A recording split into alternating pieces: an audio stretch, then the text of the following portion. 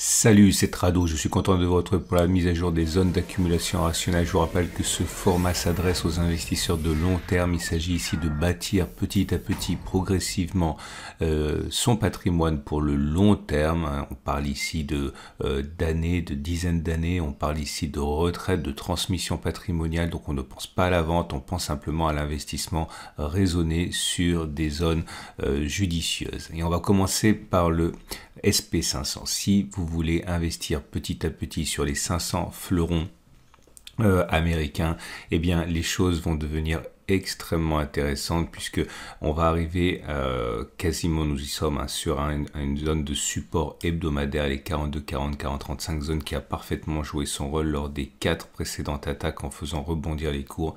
Il y a de fortes chances pour que cette zone suscite l'intérêt des investisseurs de moyen long terme. Je ne suis pas en train de dire que ce sera la fin de la baisse. On espère même un petit retour sur le support hebdomadaire des 37, 20, 39, 60 pour pouvoir continuer d'accumuler petit à petit, mais déjà le retour sur cette zone des 42, 40, 40, 35 est un excellent début pour commencer à accumuler si vous ne l'avez pas déjà fait, en ce sens que beaucoup le feront.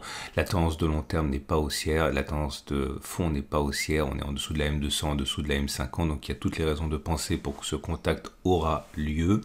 Les bougies Aiki-Nashi indiquent que pour l'instant il est plus plausible que l'on continue de baisser plutôt que l'on se redresse immédiatement, puisque la bougie du jour est une bougie baissière, bougie rouge sans mèche haute. Donc cela va dans le sens d'une continuation de la baisse plausible. La bougie du jour d'ailleurs en termes classiques est un quasi-marubozu, donc grande bougie rouge quasiment sans mèche haute et quasiment sans mèche basse. En tout cas tout cela milite pour une continuation de la baisse. Et si maintenant vous voulez investir dans les 50 plus grandes capitalisations européennes, c'est un tracker ETF Eurostoxx 50 qui peut vous intéresser. Regardez, nous sommes revenus sur le support mensuel. Je vais mettre le graphe en données mensuelles pour qu'on comprenne mieux l'enjeu du moment. On a réussi à préserver ce double support des 38, 40, 36, 30, puis 33, 40, 34, 40, deux zones d'accumulation rationnelle personnellement, donc pour moi. Et sur ces deux zones, on a eu un retour d'achat parce que tout simplement les institutionnels accumulent progressivement. Et là, nous sommes en train pour la 3e fois de venir solliciter ce support mensuel des 38, 40, 36, 30. Je vous rappelle que c'était une résistance qui a été cassée, qui a changé de polarité et qui est devenue support, donc zone d'accumulation rationnelle pour moi. Je considère qu'à titre personnel, si j'avais pas déjà accumulé sur ces deux supports, eh bien je pourrais envisager d'accumuler maintenant. Comme c'est une zone qui est assez large, je pourrais même envisager d'accumuler en plusieurs fois, parce que bien regardez, entre les plus bas de cette zone et les plus hauts de cette zone, il y a 5%, donc pourquoi pas ne pas envisager d'accumuler un petit peu dès maintenant et un petit peu également tout au long de la descente éventuelle, avant de reprendre les accumulations si on y va sur les 33, 40, 34, 40. Donc je remets les données journalières et vous voyez cette mèche là qu'on voit correspond en fait à cette pénétration dans la zone, mais qui n'a pas permis de clôturer en dessous de la zone rouge, on vient de le voir, donc c'est toujours totalement actif. D'ailleurs on voit les micro pénétrations tout au long des 2 dernières semaines. C'est bien une zone d'accumulation rationnelle pour moi. Je précise encore une fois que ce format est particulièrement adapté à ceux qui veulent investir en tracker, en ETF, car cela permet, en achetant une seule action, d'être propriétaire en fait des 50 capitalisations qui forment l'Eurostoxx 50, comme pour le SP500 précédemment. Avec une action, on peut acheter des participations dans 500 capitalisations américaines, et c'est pour ça, encore une fois, quand on regarde des coûts faibles, on regarde des coûts de détention faibles, eh bien les trackers ETF sont un outil particulièrement adapté selon moi pour pratiquer l'accumulation rationnelle. Regardez les bougies Aiki-Nashi, elles sont baissières, pour l'instant il n'y a pas de doute, vous avez une succession de bougies rouges, vertes et rouges. Alors la dernière bougie rouge n'est pas aussi baissière que sur le Nasdaq parce qu'elle a une mèche haute, mais il est quand même plausible que l'on n'ait pas encore fait les plus bas sur l'Eurostoxx 50. Tendance de long terme baissière, tendance de fond baissière. Et avant de passer au CAC 40, je vous rappelle que si vous cherchez un partenaire pour acheter des trackers, des ETF, eh bien mon partenaire, mon sponsor et Trade Republic. Trade Republic vous permet d'avoir accès à 8500 ETF et actions partout dans le monde pour uniquement 1 euro par frais de transaction. C'est parfait pour accumuler progressivement petit à petit lorsque l'occasion se présente. Comparez cela à ce que vous payez vous-même avec votre courtier actuel et je pense que vous pourrez être intéressé par mon sponsor. Encore une fois, c'est très solide. On a 1 million de clients, on a une régulation européenne, en Allemagne réputée encore plus sélectif qu'en France. Bref, n'hésitez pas à faire un tour et découvrir mon sponsor. Vous avez un lien en dessous de la vidéo et c'est un sponsor, donc ça soutient le site et je vous rappelle que je suis rémunéré par mes sponsors. Vous avez également donc le CAC 40 qui est également en tendance baissière sous la M200, sous la M50. Néanmoins, on s'achemine progressivement vers la zone d'accumulation rationnelle des 64,50, 63,80. La dernière fois qu'on y est allé, on a rebondi également. Alors, cette zone grise est très importante, la résistance hebdomadaire 67,50, 65,80. On a l'impression qu'elle a été bafouée, mais il n'en est rien. En effet, regardez sur les données hebdomadaires, on voit que cette zone grise ici, qui était support, qui a été cassée, qui est devenue une résistance, n'a pas été vaincue en clôture en fin de semaine. Même cette bougie-là, vous voyez, elle clôture à l'intérieur. Donc, elle est complètement active et ça explique les difficultés actuelles du CAC 40 pour passer au-dessus. Donc, pour l'instant, je le répète, la prochaine zone d'accumulation rationnelle pour moi est cette zone-là, les 64,50, 63,80. Zone suivante, si on y va, le support mensuel 61,10, 58,00, zone sur laquelle j'ai déjà accumulé précédemment et visiblement, encore une fois, tout le monde l'avait vu cette zone puisque il y a eu des investissements massifs qui ont été réalisés. À partir de là, d'ailleurs, les cours ont explosé. Donc, si on devait retourner sur ce support mensuel 61,10, 58,00, il y aurait sans doute d'autres investisseurs intéressés par une accumulation progressive dans cette zone. Regardez, bougie Aiki Nashi, pour l'instant, pas de doute, ce n'est pas aussi baissier que pour les indices américains. Il demeure que cette bougie rouge n'est pas bonne. Hein. C'est une bougie déjà pour commencer qui est rouge et qui fait suite à une série de bougies vertes qui viennent mourir sur la résistance hebdomadaire. Bref, une continuation de la baisse ne peut absolument pas être exclue. Et si vous souhaitez investir progressivement sur l'économie japonaise et notamment les 225 mastodontes japonais, eh bien vous pouvez éventuellement être intéressé par un tracker ETF Japon 225 ou Nikkei.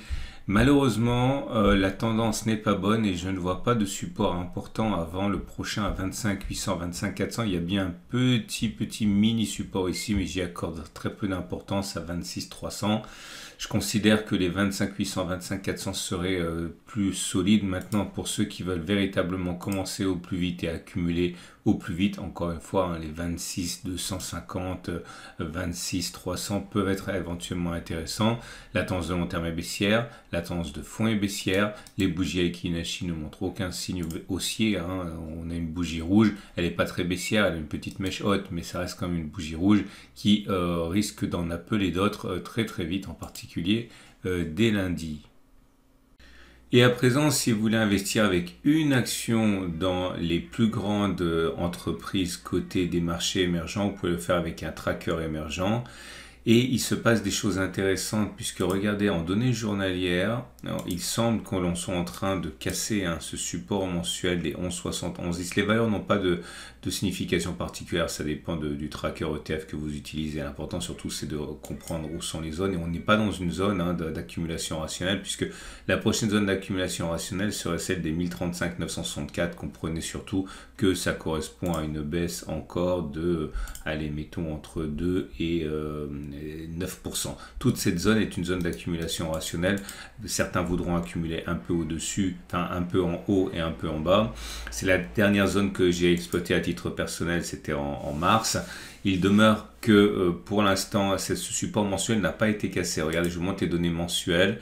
Il semble que nous voulions le casser, puisque regardez ici, on est bien en dessous, mais regardez ce qui s'est passé au mois de mars. On a déjà enfoncé significativement la zone de support avant de finalement clôturer au-dessus. Il peut tout à fait se produire quelque chose de similaire ce mois-ci, mais force est de constater que le support est fragilisé pour l'instant. Tant mieux si on veut accumuler progressivement pour le long terme, puisque je le répète, on approche d'une zone d'accumulation rationnelle, celle que je viens de montrer, qui a été exploitée en mars par de nombreux investisseurs.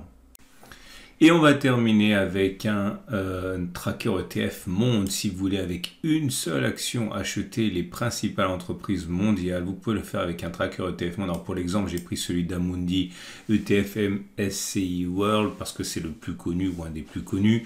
Donc les valeurs, encore une fois, n'ont pas grand-chose ne veulent pas dire grand-chose. Hein. Ce sont les zones que l'on retrouve à peu près sur tous les trackers. En tout cas, pour le MSCI World d'Amundi, on a cassé un support ici qui était un support à 420 € et malheureusement un retour sur le support intermédiaire des 410-408 voire 404-400 est plausible si la continuation de la baisse devait être avérée.